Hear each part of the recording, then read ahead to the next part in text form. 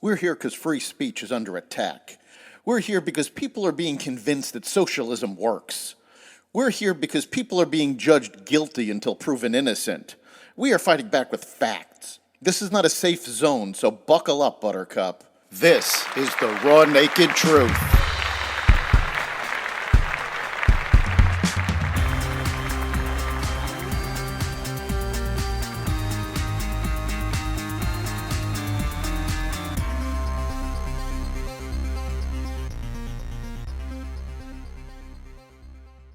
Iranians attack civilian ships. North Korea increases espionage capabilities.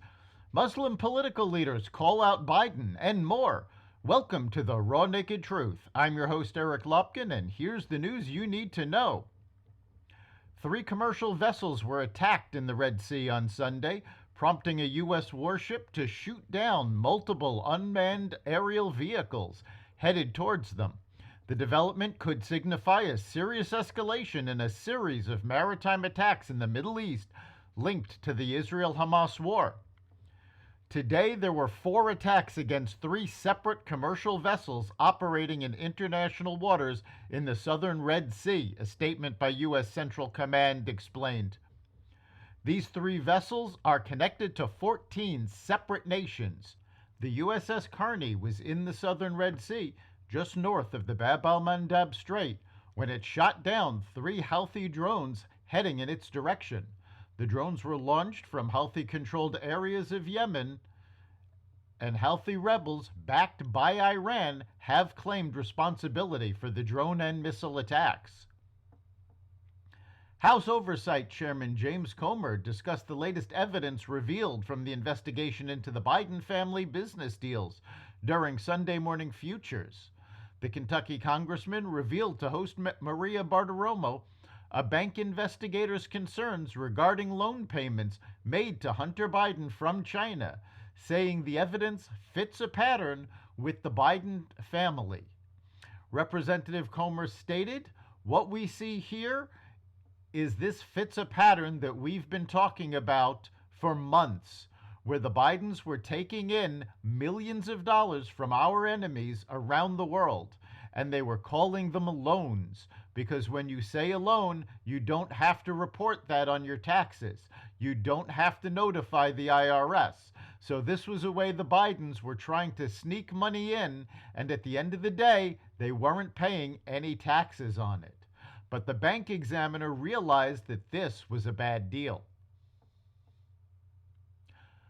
A Muslim terrorist fatally stabbed a German tourist and wounded 2 other people, including a British man, with a knife and a hammer near the Eiffel Tower in Paris. French President Emmanuel Macron called it a terrorist attack. The suspect, a 26-year-old French national, had pledged allegiance to the Islamic State in a video recorded before Saturday's attack, French anti-terrorism prosecutor Jean-Francois Ricard said on Sunday. The suspect told police he acted out of anger over the Israel-Hamas war in Gaza and the fact that so many Muslims are dying in Afghanistan and in Palestine. His claims ignore the fact that Muslims dying in Afghanistan are at the hands of fellow Muslims. GOP Representative George Santos was expelled from the House of Representatives on Friday, becoming just the 6th congressman in U.S. history to be booted from the chamber. The New Yorker was expelled following a bipartisan 311 to 114 vote, as 105 Republicans joined all but 4 Democrats voting to oust Santos. The move to expel Santos came after a report from the House Ethics Committee found that he sought to fraudulently exploit every aspect of his House candidacy for his own personal financial profit.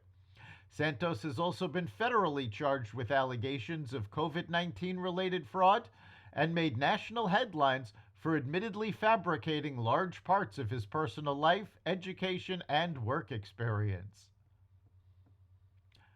North Korea said on Sunday that it had begun a reconnaissance mission less than 3 weeks after the hermit country launched a spy satellite into orbit. The satellite will help North Korea's nuclear program obtain a more solid readiness posture, state-run media agency KCNA said.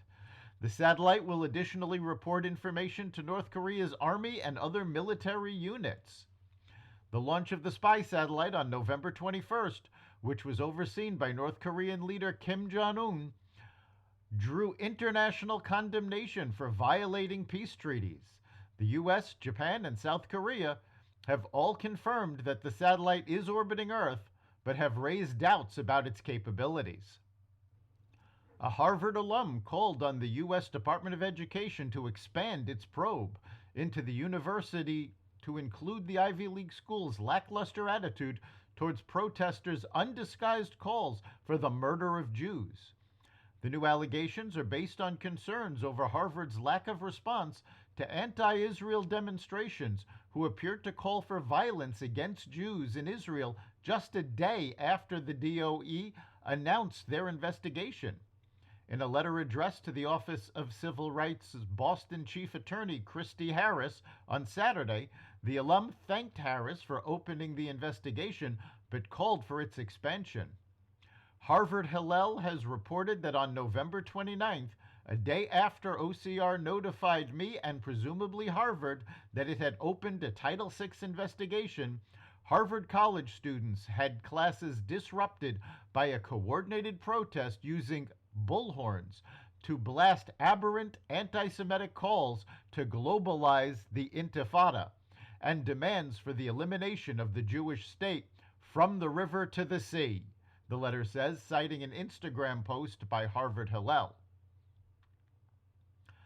Muslim leaders from several swing states gathered in Dearborn, Michigan over the weekend to launch a national push against re-electing President Joe Biden, citing his handling of the Israel-Hamas war. Muslim leaders in the United States have been pressuring Biden to call for a ceasefire in the conflict. Hamas spokespeople claim that the Israeli strikes have killed more than 15,000 people since the October 7th surprise attack. The organizers of the U.S. campaign came from Michigan, Minnesota, Arizona, Wisconsin, Florida, Georgia, Nevada, and Pennsylvania. Biden narrowly beat Republican Donald Trump, his likely opponent again in 2024, in most of those states. The activists have said they are not supporting Donald Trump, but their actions will result in a Trump re-election. That's the Raw Naked Truth. You can catch every episode of The Raw Naked Truth at xvadio.com/podcasts, the Apple Podcasts app, Google Podcasts, Spotify, iHeartRadio, Audible, Amazon Music, and other platforms that respect freedom of speech. We'll see you next time.